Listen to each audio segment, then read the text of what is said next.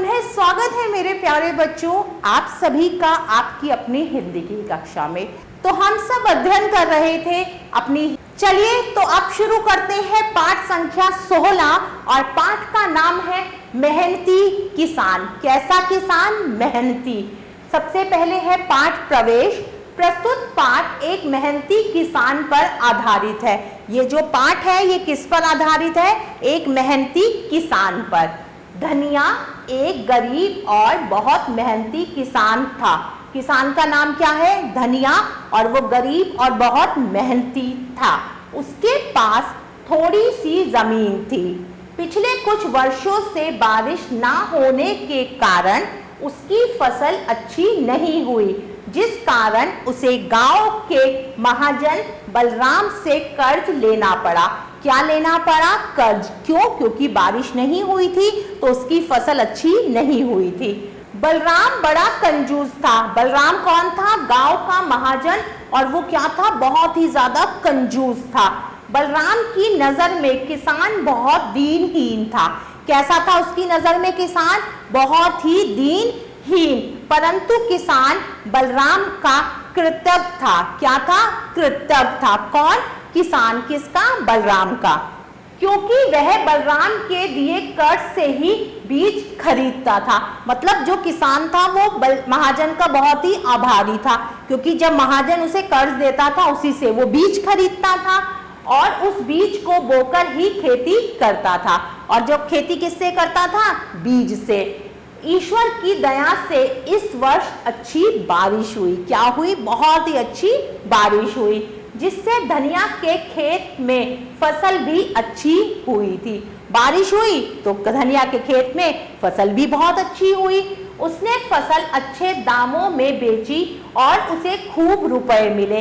जब फसल अच्छी होगी तो वो खूब अच्छे दामों में भी बिकेगी, और जब दामों में बिकी तो धनिया को क्या हुआ?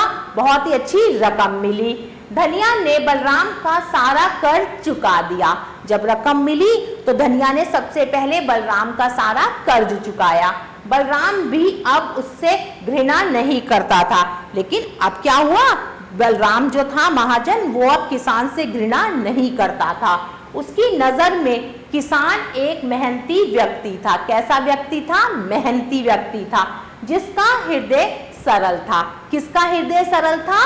किसान का। चलिए अब शब्दार्थ पढ़ते हैं। पहला शब्द है बारिश। बारिश का अर्थ है वर्षा। महाजन। महाजन कौन होता है? ब्याज पर रुपया उधार देने वाला व्यक्ति, या आप कह सकते हो साहूकार। कर्ज लेना, रुपए उधार लेना। दीनहीन, गरीब तथा कमजोर। कृतज्ञ होना, एहसान मानना, और घृणा का मतलब है नफरत। चलिए अब हम कुछ अभ्यास कार्य करते हैं। सबसे पहले है मौखिक। सबसे पहले हम मौखिक अभ्यास करेंगे। प्रश्न संख्या 1, एक शब्द में उत्तर बताइए। अब हमें एक शब्द में उत्तर बताना है। किसान कैसा था? किसान कैसा था? बहुत ही गरीब और मेहनती। बलराम ने किसान को कर्ज में क्या दिया? क्या दिया था? रुपए दिए थे। आगे बढ़ते हैं। अब हम लिखित अभ्यास करेंगे। प्रश्न संख्या 1, सही विकल्प पर सही का निशान लगाइए। अब हमें सही विकल्प पर सही का निशान लगाना है। किसान का नाम था, क्या नाम था किसान का? धनिया, धुनिया या बलराम? तो सही विकल्प है धनिया। ख, किसान किसका कृतज्ञ था? तो वो मालिक का था, बलराम का या ईश्वर का? तो सही विकल्प है बलराम का। क्यों? क्योंकि बलराम ने उसे कर्ज दिया था। आगे बढ़ते हैं प्रश्न संख्या 2 की तरफ। सही कथन के सामने सही तथा गलत कथन के सामने गलत का निशान लगाइए। नंबर क, किसान बहुत धनी था। बहुत धनी था किसान? नहीं, वो बहुत गरीब था। बलराम की नजर में किसान बहुत दीनहीन था। बिल्कुल सही कथन है, मैं सही का निशान लगाऊंगी। ग, बलराम बहुत मेहनती था। नहीं, कौन मेहनती था? किसान। बलराम ने किसान से कर्ज लिया था? नहीं, किसान ने बलराम से कर्ज लिया था। आगे बढ़ते हैं प्रश्न संख्या 3 की तरफ। सही शब्द चुनकर रिक्त स्थान भरिए। अब हमें सही शब्द चुनकर रिक्त स्थान भरना है। किसान एक डैश व्यक्ति था। कैसा व्यक्ति था? मेहनती। तो मैं यहां लिखूंगी मेहनती, मेहनती। नंबर ख, किसान के पास थोड़ी सी डैश थी।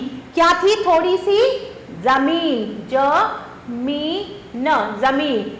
बलराम बड़ा डैश था। बड़ा कैसा था? कंजूस। क अंग की बिंदी, ज बड़े उ की मात्रा स, कंजूस। ईश्वर की दया से इस वर्ष अच्छी डैश हुई। क्या अच्छी हुई थी? बारिश। ब आ की मात्रा, र र पे छोटी ई की मात्रा, श शलगम, तो बना बारिश। आगे बढ़ते हैं प्रश्न संख्या 4 की तरफ। निम्नलिखित प्रश्नों के उत्तर लिखिए। अब कुछ प्रश्न है, उसके उत्तर लिखने हैं। प्रश्न संख्या क, किसान अपना जीवन यापन किस प्रकार करता था? किस प्रकार करता था? खेती कर कर, खेती कर के। बलराम कैसा व्यक्ति था? कैसा व्यक्ति था बलराम? कंजूस।